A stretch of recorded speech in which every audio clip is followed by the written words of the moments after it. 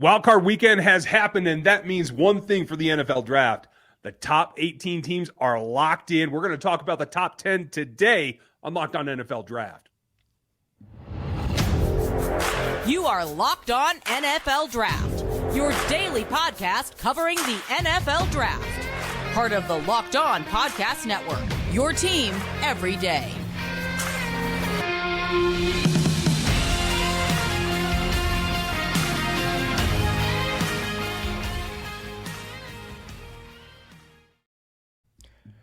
Welcome to another episode of the Locked On NFL Draft Show. I'm your host, former NFL and AFL defensive back Eric Crocker, and of course, as always, I'm joined by my co-host Ryan Tracy from Locked On Chiefs. You can find him on social media on Twitter at Ryan Tracy NFL. You can find me as well on Twitter at Eric_Crocker, and also on the Locked On 49ers show. We want to thank you for making us your first listen of the day, and also let you know that this podcast is sponsored by BetterHelp. It's not a crisis line. It's not a self-help line. It's professional therapy done securely online, available to people worldwide. And they have a special for all of our listeners. Get 10% off of your first month at BetterHelp.com/LockedOn.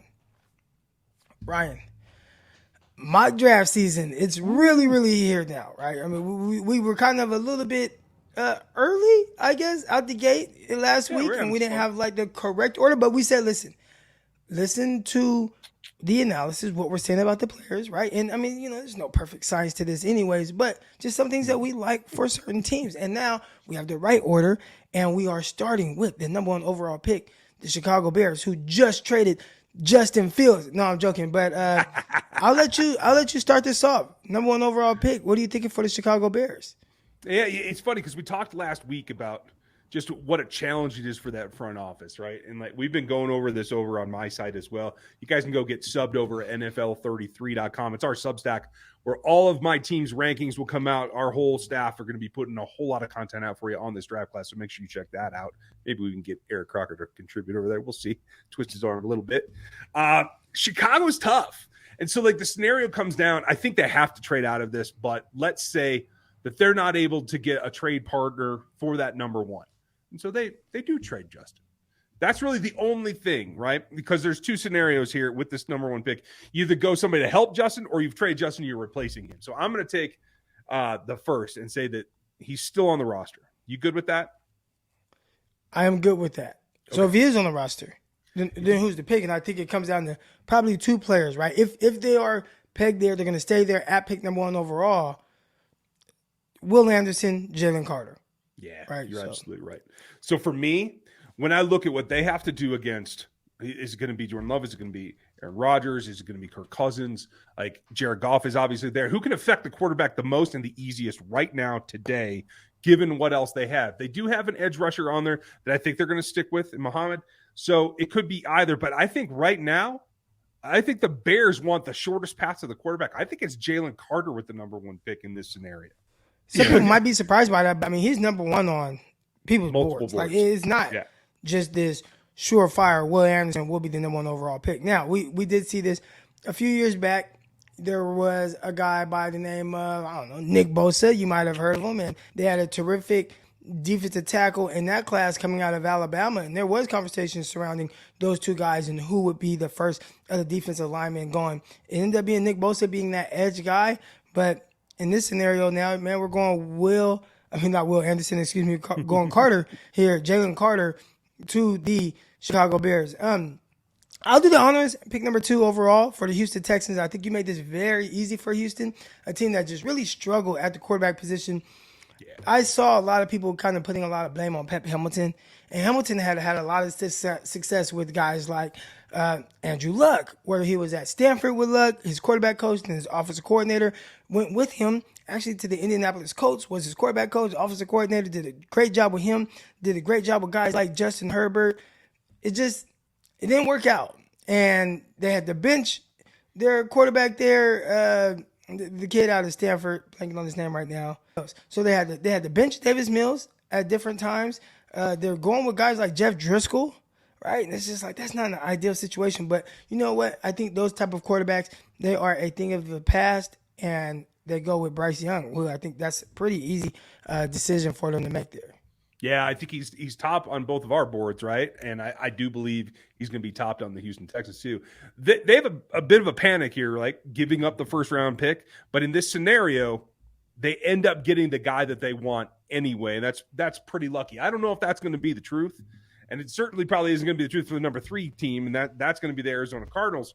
In fact, tomorrow, folks, we're going to have a show where we talk about who's likely to come up to these spots, because as much as this is fun, this scenario, I don't think Chicago is actually making that first selection. I'm not sure Arizona's making theirs either. But when I look at it, how can you help them? What can you do to get Kyler back on the path, assuming he's still the quarterback, right? I can't see this being a quarterback here just because of the double investment. But then again, you just lost J.J. Watt, a guy that can play on the outside, can play on the inside.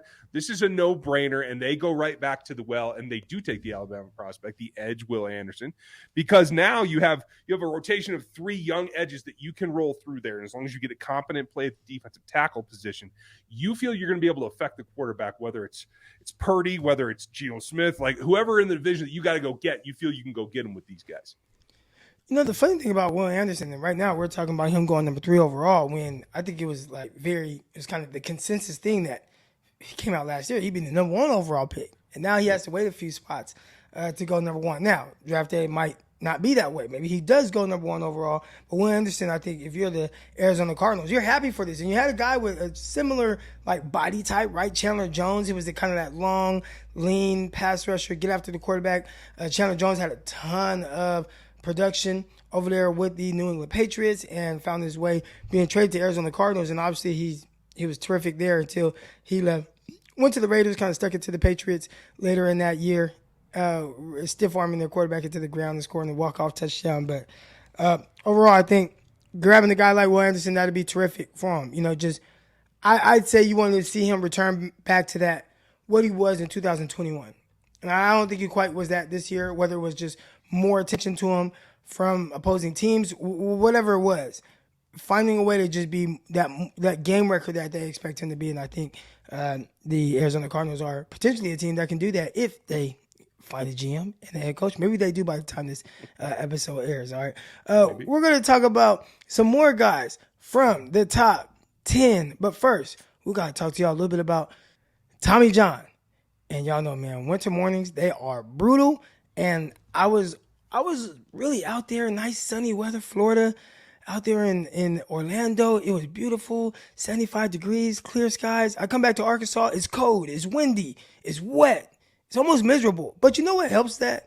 Tommy John lingerie, all right? And it makes you just real nice and cozy wherever you go. My wife loves it, all right? And when you start to wear the Tommy John, you are that much more comfortable. So you can do whatever and do everything much better. Tommy John lingerie, pajamas, and underwear have dozens of comfort innovations like luxurious soft tri-blend and micro model fabrics with 4-way stretch and no lint balls, no fuzz, none of that. All right, and with over 20 million pairs sold and thousands of 5-star reviews, people love Tommy John. That's why the Tommy John doesn't have customers. They have people that are fanatics. They love this stuff. All right, and you're going to be able to get 20% off of your first order at TommyJohn.com/lockedon. That's 20% off right now at TommyJohn.com/lockedon. This episode is brought to you by BetterHelp Therapy Online. Unfortunately, life doesn't come with a user manual. I think we all know that, right? So when things aren't working out for you, it's normal to kind of feel stuck. Feel like everything is closing in on you and you don't know what to do and who the heck do you talk to? All right. Now, you have therapists that are trained to help you figure out all of those challenging emotions and learn productive coping skills, which is going to make therapy the closest thing to guided tour of complex engine called you. All right. BetterHelp has connected over 3 million people with licensed therapists. It's convenient, it's secure, it's accessible, it's everywhere, and it's also 100% online. Everyone deserves to feel at their best. And BetterHelp, they're going to make it get easier to get started to that. And, you know, I've gone through something personally, and not me, you know, but remember my family, my wife, who dealt with all of these different things that she was battling from an emotional standpoint. And, it really helped to have someone to talk to, but she needed more than just me. She needed a professional that really could get through to her. And that professional at BetterHelp, they are here to help you. All right. As the world's largest therapy service, they've reached over millions of people with professional, licensed, vetted therapists available 100% online. That all benefits, they have all the benefits of in-person therapy. Plus, it's more convenient, more accessible, and more affordable. All right, just fill out their brief questionnaire to match you with a therapist. And if things aren't clicking, you can easily switch to a new therapist anytime. It couldn't be any more simpler. No waiting rooms, no traffic, no endless search for the right therapist. So here's what you guys are going to do.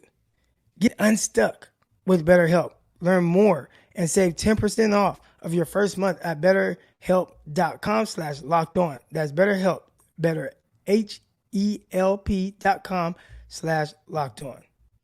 We want to thank you for making Locked On NFL Draft your first listen of the day, and also let you know that you need to subscribe to the Locked On NFL podcast and get the daily conversations on the biggest NFL stories, plus in-depth analysis on the biggest games, NFL key predictions every single Friday and Monday. Local insiders cover the weekend with game-to-game episodes. That's Locked On NFL, available on YouTube and wherever you get your podcasts.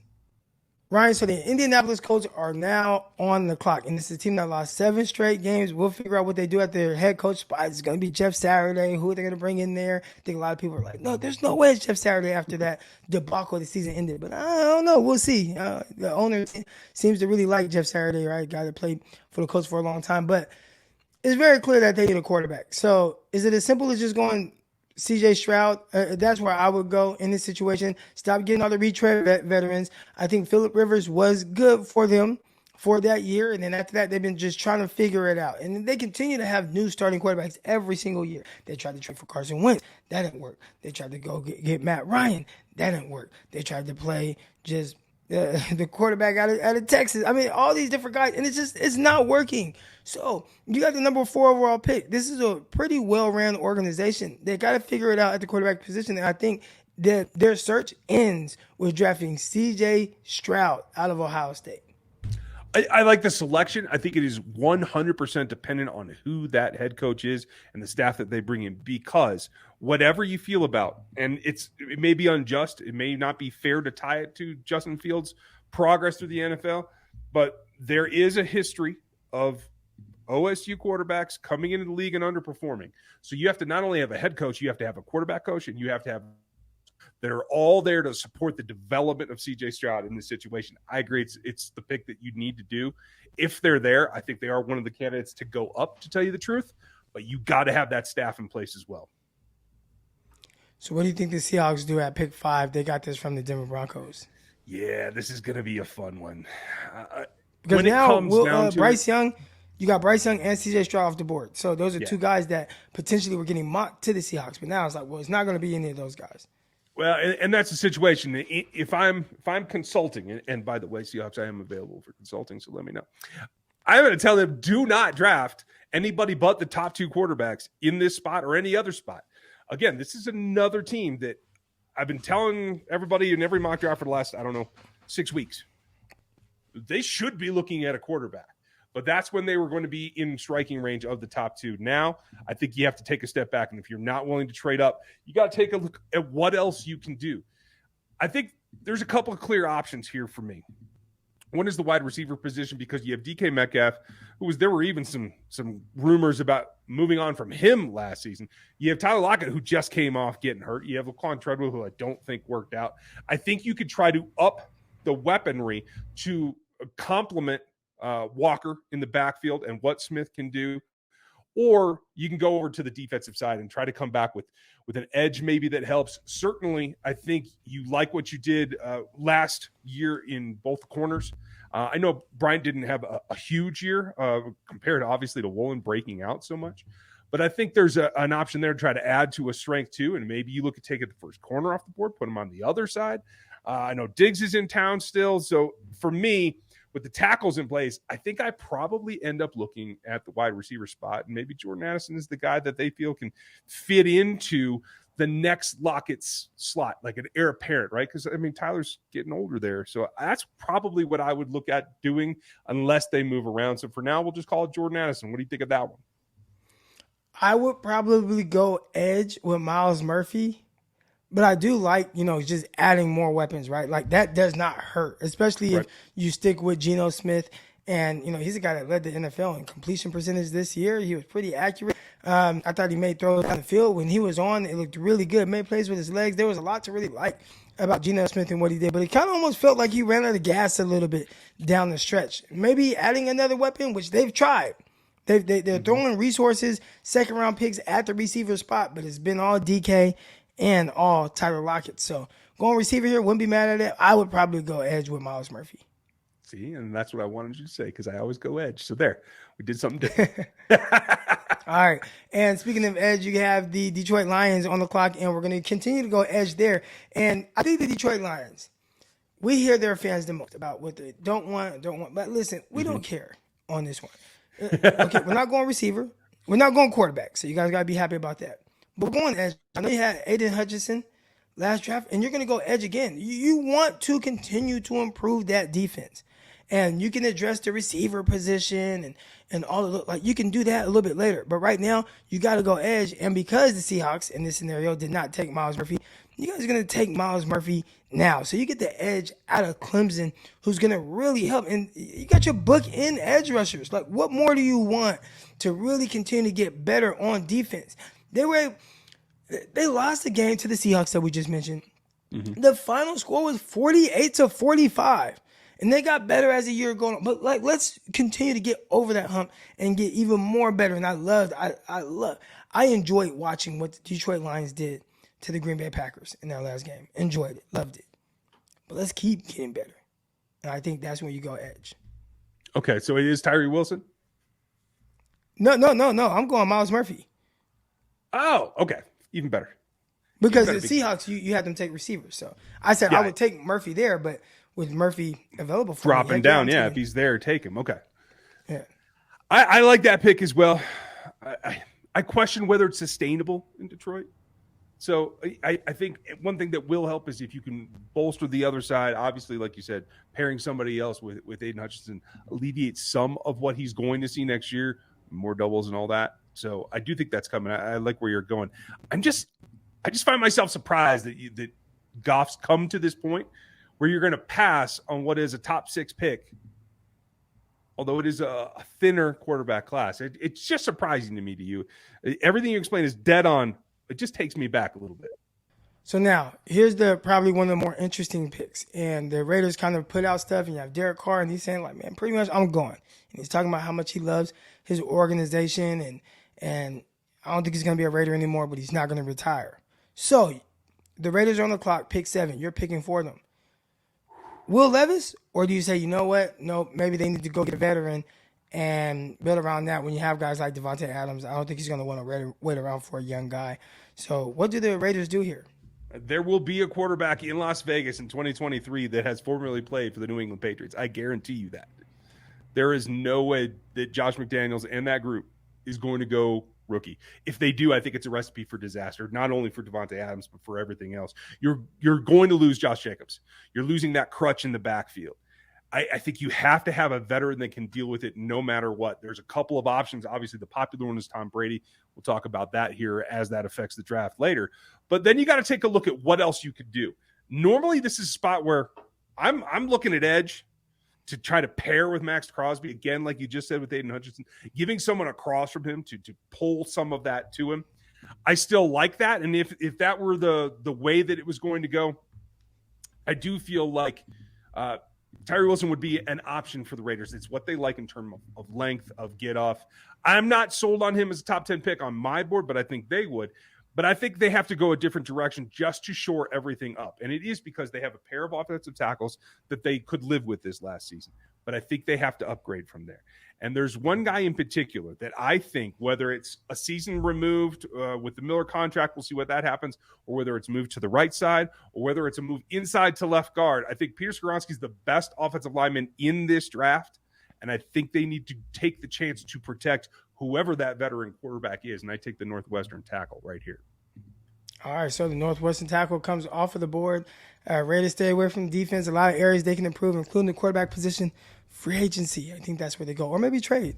I think Lamar Jackson is going to be available. So I'm just curious to see who pulls the trigger on him. Not sure if it's going to be the Raiders because, I don't know, their ownership seems a little cheap. I don't know when it's time to pay guys.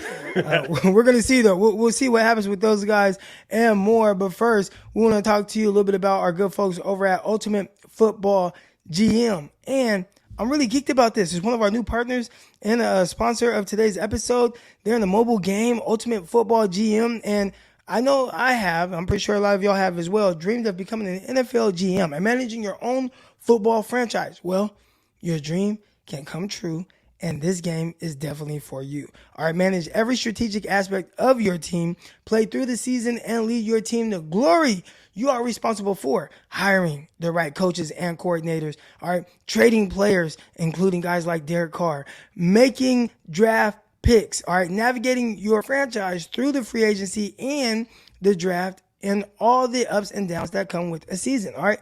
All this in the challenging and realistic game world. Ultimate Football GM is completely free and playable offline. You can play on the go, and as you want and when you want to. All right, so I grew up, I wanted to do this. I wanted to be a scout. I want to do all these different things. That's why we talk about the draft because we all want to be GMs in our hearts.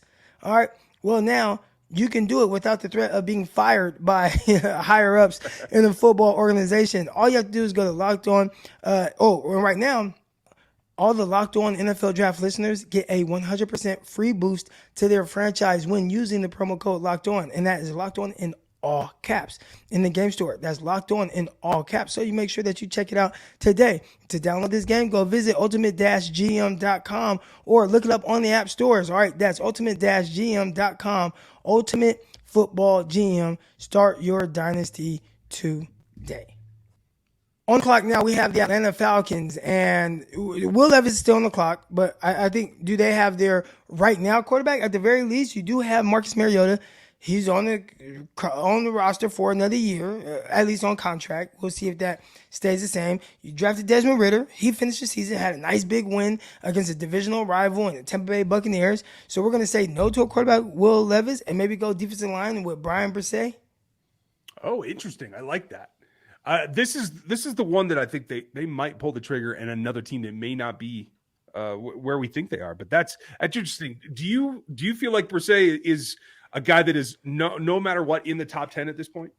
I think, especially as this process goes on, to be as big as he is and as quick as he is, I think teams are going to really like that. Now, he doesn't have like huge sack numbers, and a lot of times you don't see that from interior defensive linemen. He had 3.5 sacks, and you look at guys like Jalen Carter, he had 3, right? But was super impactful. So I think Brisset, this is a guy that just because of his build and teams trying to get bigger down there on the defensive line, I think that he can be someone that really is intriguing to the Atlanta Falcons. I like that, and if you can do that, I think it buys Desmond Ridder some time.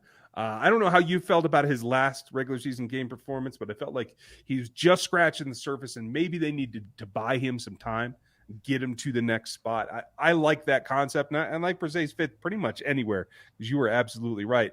What that leaves is the Carolina Panthers in a tough spot.